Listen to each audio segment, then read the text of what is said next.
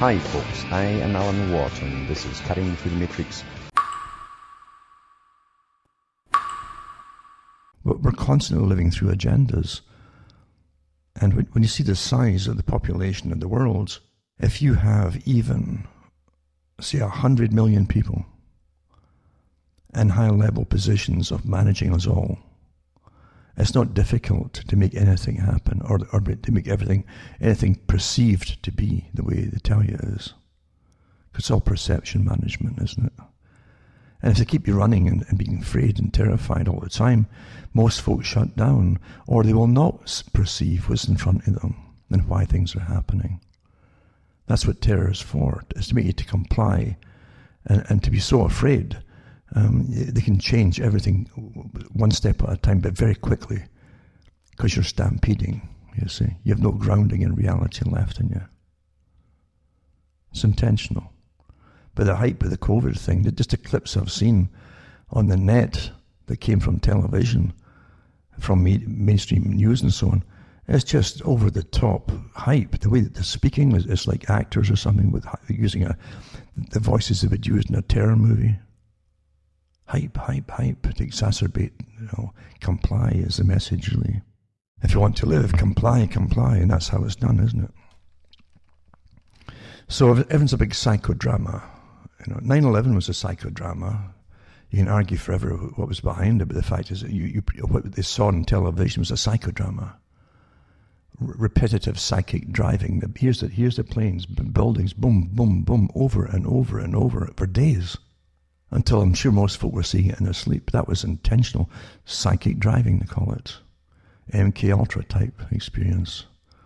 Over and over, the same narrative, same narrative, same narrative, same narrative. And out of it comes part of a new world order, eh? Post-democratic, post-privacy.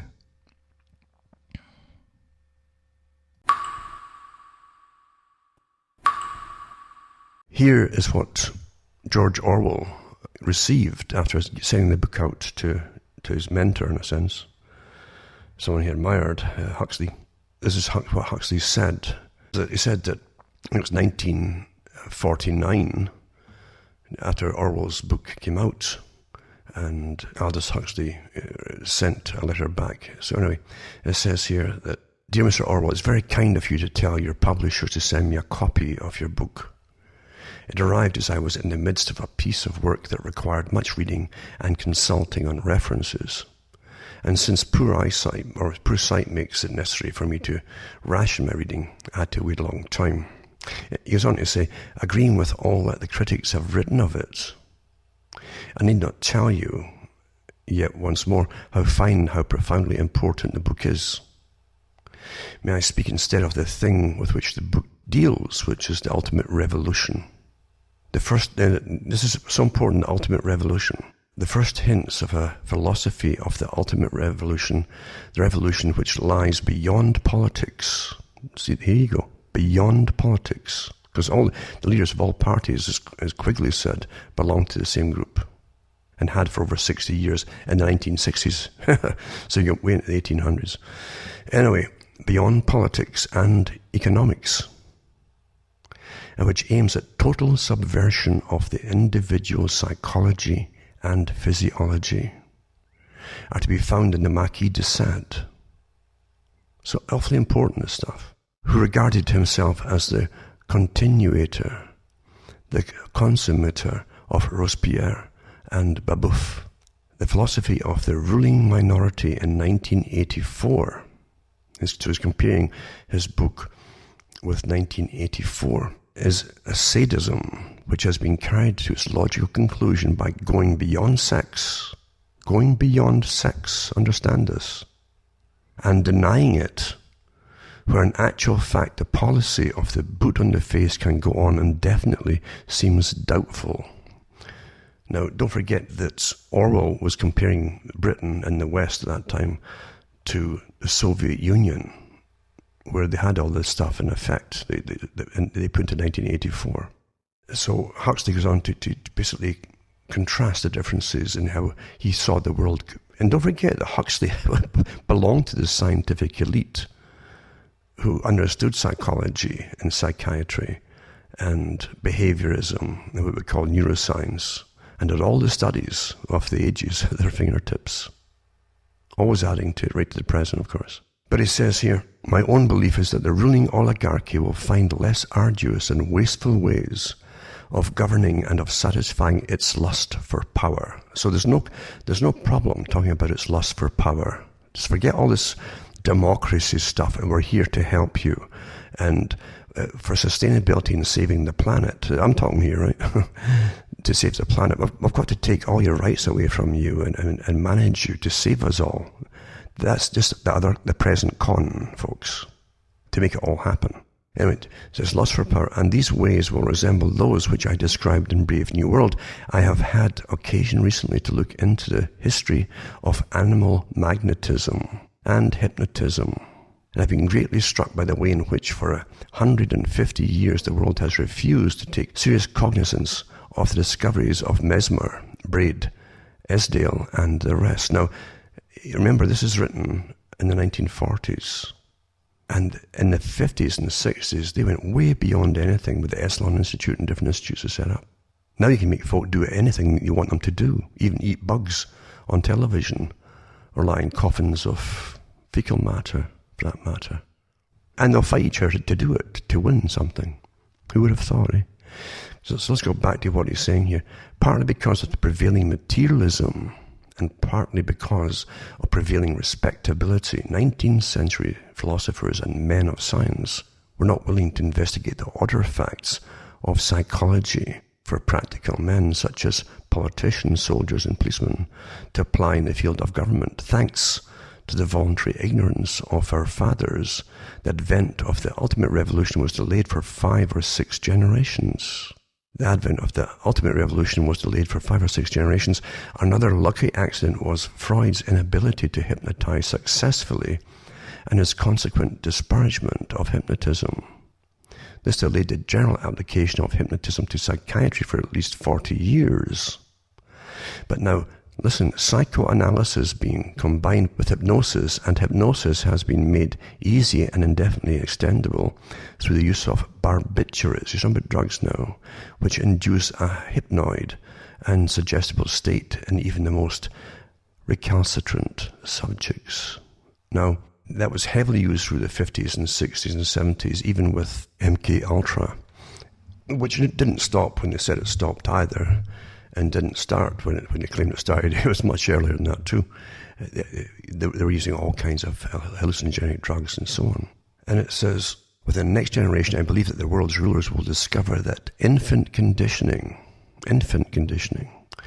and narco-hypnosis are more efficient as instruments of government than clubs and prisons, and that the lust for power can be just as completely satisfied by suggesting people into loving their servitude as by flogging and kicking them into obedience. In other words, I feel that the nightmare of 1984 is destined to modulate into the nightmare of a world having more resemblance to that which I imagined in Brave New World. The change will be brought about as a result of a felt need, right, for increased efficiency. What do you think you're hearing today about, well, sustainability? It's going to be, and they talk about efficiency for farming. It's too important, they say, at the United Nations to be left to farmers. And of course the big corporations say the same thing, because they snap up all the farms, the small farms, and amalgamate into their big monstrosities. Your whole food supply is under a small handful, maybe even one cartel, really. What a power that is. What a power, eh? And you have no idea. And you trust all.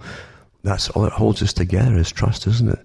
Trusting systems you don't even understand, never mind even know exist for most folk. When you go back into Pavlov, what do you think Pavlov was up to? You think Pavlov was trying to find a way to train dogs? Huh? No, it was to find how to instill into people, all creatures, because they classify people as being just the same, with these massive, repetitive punishment techniques and fear techniques and so on, and which is very similar to what they tried to do with the CIA and MKUltra, where they would literally shock the people with electroshock treatment, basically, coupled with massive doses of LSD until to depattern the brain. And then they would rebuild the person, literally. That's what it was about. Well, in an advanced system of socialism, they've already done it because they got the children young. And indoctrination is very strong. And if the yoke, this is the key to it, if the yoke is light, if the burden is light to an extent, and you give them the rewards, just like an animal, you see, then they will come to accept it, and it isn't that bad, and so on. I always think of the old movies, the Manchurian Candidate. I did different versions of them, and I liked them all actually, but the idea was quite simple, and you find that many authors touched on that kind of technique of altering behavior by drugs, hypnopedia, even electroshock therapy, repatterning the brain as they tried with MKUltra, things like that. And you have to understand, most folk tend to think in a very singularly objective way, and so if they're looking for something, you can mention terms to them like depatterning the brain, and they'll immediately jump to the MKUltra idea and Cameron's techniques. And he was only one of many in a group at the time across the US and Canada and elsewhere, by the way, who were doing the same things for the same group. But most folk never really think beyond what they know about it. But you got to understand that there are many ways to depattern the brain. It's the object, you see. The object is depattern. The technique of getting there. There's many different techniques of getting there. Drugs is the easiest way. And the drugs today are far more effective in targeting specific parts of the brain than the old LSD, for instance. And now they're trying to use LSD again now as a therapeutic technique. They never gave up, do they? Yeah. But again, that's where money comes into it. But regardless, we got to always remember that the drugs today, and these drugs are everywhere. It doesn't matter what remote part of the country you live in, you could probably order them or go into the nearest town and or get them there in a street corner very quickly, any time, night or day. And so many of these drugs are definitely created abroad, outside the country. Now, if the systems of police and law enforcement really wanted to, or been given the backing to do so, they could nip a lot of this stuff in the bud. But I've never seen a time, looking at RTOs and newspapers, where it isn't just a suitcase or a briefcase of cocaine anymore, or a bag of it that's getting caught coming. You're finding tons and tons in singular hauls getting caught, going into Australia and other countries too. It's such a massive industry. The whole of Latin America is pretty well living off it. And then you have the old triangle, the old golden triangle for the opium, which ends up being heroin. And then they mix in different combinations, of course, with all together, in fact. And then you have the synthetic drugs flooding into the country too. This is by design. It's by design. If you understand that in a war scenario, there are many ways to take down a nation. There's economic, there's psychological. The whole purpose of psychological warfare is to demoralize an enemy so much that they've given up already. They almost got that way in the 60s. Now, what I said earlier too about most folk can't handle the truth. And it's like jumping out of a plane without a parachute. To an extent it is. Because on the way down, you're going to see all different things, and you'll be clutching at this and clutching at that, and it goes through your hands, yada, yada, yada. And you'll see lots of things you don't want to see. We've all had conditioning, one way or another, just like Brave New World. And all the citizenry had massive conditioning, or MKUltra. We've all had it in so many ways. Because the systems didn't develop by themselves, didn't out of nowhere. They were designed by oligarchs, always. To serve the oligarchs. Absolutely. Another analogy was, it's like coming out of a tunnel underground. And you're going towards the light, and try to find the truth or whatever, get into daylight. And you see a little light at the end of the tunnel, and you start to get towards the surface. And when you just peer out the tunnel, there's a field. And across the field, there's a forest on the other side of the field. But on the way, you'll see all these signs saying, come here, I've got the truth here. Sign, no, the truth's here, blah, blah, blah. Now you've got all these different things. Here's the alien truth, here's this truth, here's the blah, blah, blah truth. And folk will jump here and there. And literally, they get trapped in a minefield of signs. I've got the truth, I've got the truth, I've got the truth. And you have no idea that literally the oligarchy has set up all these different fronts to detract you from what you're really seeking for. What's left to do when you've lost everything and you can't get work because the economy is not going to give you work anymore? Well, you can get cheap drugs, can you, eh? That'll help you forget for a little while. And it gets worse and worse and worse. Now you have all kinds and fentanyl all over the place and synthetic cannabis now. Flooding in like never before. That's intentional. They can't stop that. Don't kid yourself. And at the same time they're doing that, in Canada they've legitimized cannabis use. Because it's big business, you see, for those that own it. And they're going out, I said this would happen too, they go after the smaller producers to eliminate them. So that the big sharks can have all the business to themselves. But look around you, eh? Yeah, you wrecked societies everywhere you go. The same thing happened in West Virginia. And you had that movie came out too, what was it called? It was Oceana, I think it was, the documentary. Well worth rewatching it, folks, or for the first time for those who haven't seen it. And how that whole state was flooded with OxyContin and all kinds of drugs. Whoever they went in for with any problem at all, they come out with OxyContin. Or again, deliberately prescribed by all. They brought lots of doctors in from other countries to make sure they would prescribe it, by the way, which they did. These things don't happen by themselves. And I remember when I gave a talk years ago on it, a few months later, after the whole state was wrecked, actually, the whole generation was wrecked, most of the people, or a good lot of them, I should say. Then you had the admission by the FDA that they now realize that millions of these OxyContin pills were going through that state per week. Oh, they just noticed. They've been happening for years. This is all by design. The takedown, eh? Don't forget that drugs is part of the takedown system for warfare purposes. They used it against Russia by dragging them into Afghanistan. The US helped to instigate that whole scenario to get the US into Afghanistan. And then had the Taliban and the different groups that worked with them supply lots and lots and lots of drugs that then went back with the soldiers back to Russia. And they had an incredible drug problem there and a heroin problem and all the rest of it too. Not just, So this is all by design.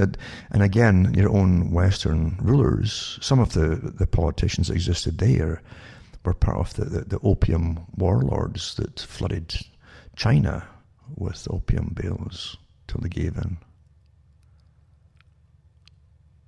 You can actually find them. They're still very prominent today, the grandchildren and great-grandchildren of these particular people. So drugs has always been used as a weapon of war on societies. It's quite fascinating even to see all the professionals on board, the psychologists, again, behaviorists, and those who have an interest in changing cultures by manipulating the minds of the people. Much easier to do it in the youth, And they always have done it that way. Pick the youth, introduce certain things, study them intently to see the effects, etc. And when you see that the CIA was definitely involved with the promotion of drugs and discos, and how they even set up one of the major groups Actually, they all knew each other in the same circle from university of the Unabomber. He knew some of these guys, and some of them actually talked about it later, some of his targets, that they had been given permission to try experimentation. And they were given Air Force hangars, big aircraft hangars, where they could go in and use them in experimental situations and invite lots of youngsters and give them certain drugs, and then start using the strobe lights when they were trying to wonder if they would introduce them into the discos eventually, which they did, of course, and how they studied them, how it threw people off balance, altered the brain waves that you had, the actual levels of brain patterns, and to be more suggestible, and of course it created a form of hypnosis as well. And it could make them, the people who were under the influence of it all, and maybe even drugs too, it would make them more compliant. You could actually do things with them without their knowledge. Then they would really not really know, so, or even have no memory of what really happened, especially if they had too much alcohol, or they give them drugs of certain kinds. These are all big behavioral experiments which they eventually put into mainstream disco dancing. And again, it would further reduce common sense, basically. That little bit of you that makes you apprehensive to go too far in any social situation. Alcohol does that by itself, of course. It breaks down social barriers to an extent in social behavior, or it's like they call it inhibition. That which protects you is they now call inhibition, until you'll maybe do things that perhaps you shouldn't do. Massive behavioral experimentation went on. And then eventually, of course, into the 90s and 2000 onwards, you had the rave parties where even more precise psychoactive drugs were introduced and freely distributed, obviously, to the target groups. You would find psychologists and behaviorists eventually employed to attend these things, and they give them a higher balcony to watch down on, so they could study the effects of it all, to intensely study them for future use, because they might want to use it on the whole population eventually. You never know, because this is how things really happen and how they work. It doesn't happen by itself. It's not spontaneous and sporadic. It's all planned that way and heavily monitored and examined. We are the big test bed for all this stuff by those who claim that they own you. And the ones who do it on you, practice on you, are the ones they're the scientific elite who are employed by the dominant minority, like Aldous Huxley mentioned. It's all been done, And it's sad that most folk live through it, go through it all, and they don't even know it. What they've even been through, they think they've made their own decisions all along the way. Basic hypnosis, I've always said, wouldn't make you do something that you would normally not do, you see. That's always been the argument again with hypnosis, that it's a voluntary compliance. You decide to go under, and if you fight it, you won't go under the same way. And you can't be made to do something you wouldn't normally do. However, if you add strobe lighting into that and the right kind of drugs, you've got a different story, on the go then. You're almost into the MKUltra phase with psychic driving. And they used all these techniques with MKUltra and lots more too, like with the strobe lighting, with the drugs, LSD, with electroconvulsive therapy, meaning they gave them shock treatment all the time, put so much current through their brains, hundreds of these episodes, until they literally depatterned the brain memory, until they had no memory at all, and repatterned the memory. This is what they claimed they did. And one or two of the survivors went through the experience, and one woman said, she's Canadian, she said that she can't even remember her previous existence before going into the clinic at all. When she was let out, she couldn't remember any of her, even her own children. And that was CIA. The same CIA that set up hundreds and hundreds of brothels in major cities throughout the US, and set up cameras and recruited prostitutes who were taught how to bring this, to get these guys, bring them home, and get them to experiment with different drugs. They would try to introduce new drugs to them to see what would happen to the Johns. Their behaviours would get manipulated. This is all before Epstein came along, with the big agencies, the big super agencies. So the CIA was involved in this long before. But yeah, introducing drugs into society. Of course, we know that the drugs for guns, con game with the Iran-Contra scandal, and Oliver North and all of that, and how they were dumping the drugs on American society to get the cash for weaponry and so on, for their other plans of overthrowing governments across the world. The CIA, yeah. You'll never figure them out. Most Americans still think through movies and that they're there for themselves. These characters are so far removed from you and their mindsets and what they're all about. They're all almost an alien species, really. Nothing to do with what you think, nothing at all.